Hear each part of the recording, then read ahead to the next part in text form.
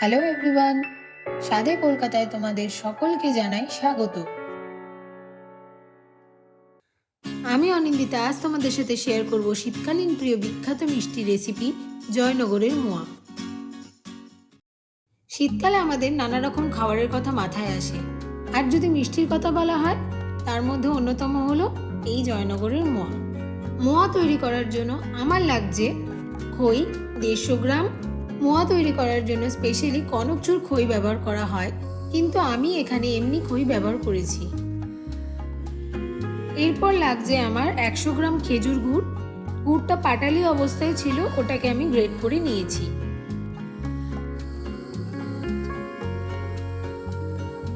লাগছে 100 গ্রাম চিনি, লাগছে 4-5টা এলাচ, ঘি 1 চা চামচ, লাগছে 50 গ্রাম খোয়া, এটা ঘরে তৈরি করা, আর লাগছে কাজু কিশমিশ।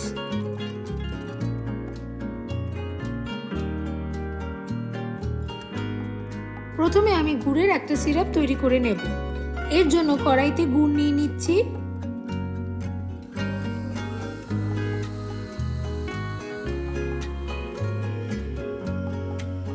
এরপর দিয়ে দিচ্ছি হাফ বাটি জল, আর সবকিছুকে একবার মিশিয়ে নিচ্ছি। এই সিরাপটা খেয়াল রাখতে হবে আর বারবার নাড়াচাড়া করতে লাগবে। এটা খুব পাতলাও হবে না, আবার শিরাও হবে না, একটু ঘন সিরাপ ধরনের তৈরি করে নিতে হবে। গুড়ের সিরাপ তৈরি হয়ে গেছে, এবার এটা একটা বাটিতে সরিয়ে রাখছি। ওই একই কড়াইতে আমি চিনি নিয়ে নিচ্ছি,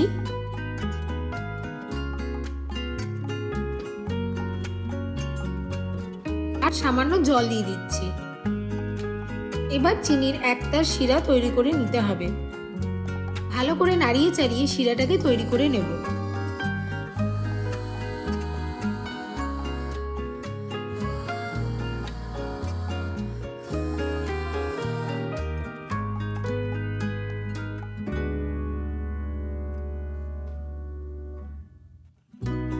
এই দেখো, একটা শিরাটি খুব ভালো মতো তৈরি হয়ে গেছে।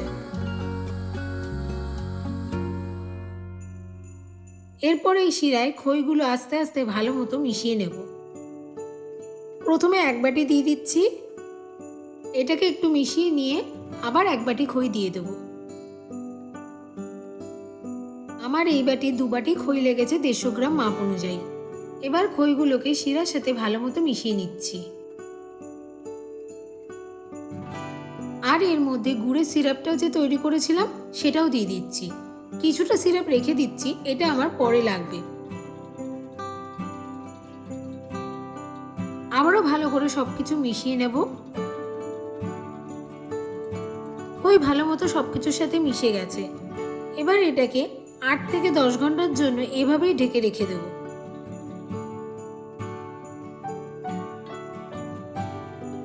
10 ঘন্টা পর চলে এসেছি। তোমরা দেখতে পাচ্ছ খইগুলো কি সুন্দর ঝুড়ো হয়ে গেছে, আর খইয়ের মধ্যে সবকিছু খুব ভালো মতো ঢুকে গেছে। এবার একে একে বাকি উপকরণগুলো এর মধ্যে মিশিয়ে নেব।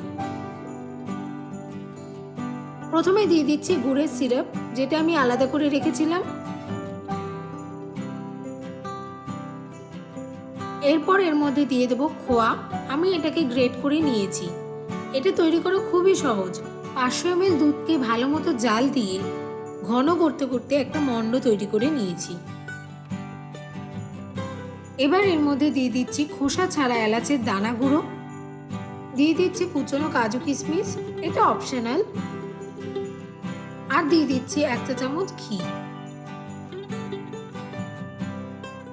এবার এই সব কিছুকে হাত দিয়ে মেখে নেব যতক্ষণ না সবকিছু ভালো মতো মিশে যাচ্ছে।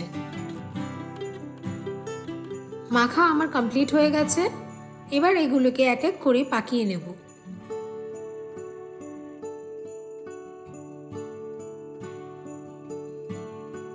আমি আন্দাজ মতো বেশ অনেকটা পরিমাণ খই নিয়ে 2 হাত দিয়ে চেপে চেপে একটা মণ্ড তৈরি করে নিচ্ছি।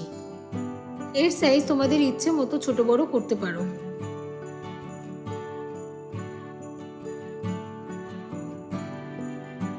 আমার সব মোয়াগুলো তৈরি হয়ে গেছে। এবার এর মধ্যে ওপর দিয়ে কিছুটা গুড় গ্রেট করে দিচ্ছি। দোকানে ড্রাই খোয়াকির ওপর দিয়ে গ্রেট করা থাকে, কিন্তু আমার কাছে ড্রাই খোয়াকির না থাকায় আমি গুড় দিয়ে গার্নিশ করেছি। মাঝে মাঝে কিছু জিনিস অল্টারনেটিভ ওয়েতে ইউজ করতে লাগে। এরপর মোয়াগুলোর ওপর কাজু কিশমিশ দিয়ে এক এক করে সাজিয়ে নিচ্ছি।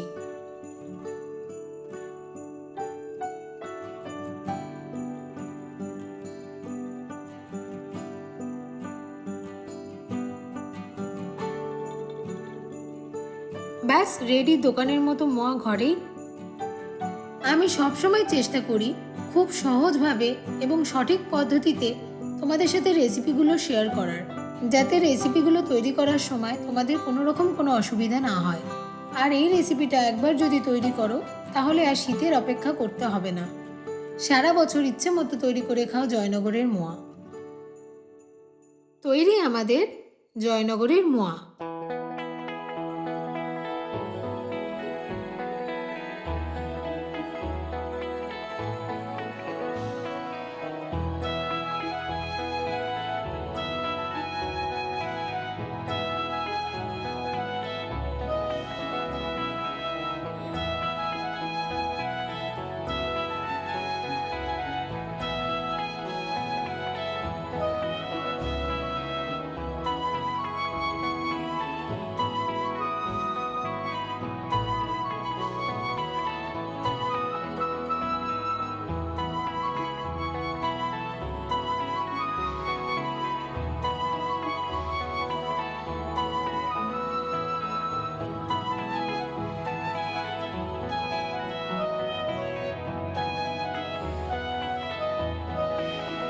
আশা করি ভিডিওটি তোমাদের ভালো লেগেছে।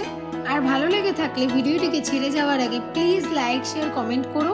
আর তোমাদের সাপোর্ট পেলে আমি আমার চ্যানেলটিকে আরও অনেক এগিয়ে নিয়ে যেতে পারবো। এরকম আরও অনেক রেসিপি পাওয়ার জন্য অবশ্যই আমার চ্যানেলটিকে সাবস্ক্রাইব করে পাশে থাকা বেল আইকনটিকে প্রেস করে দিও। Thank you.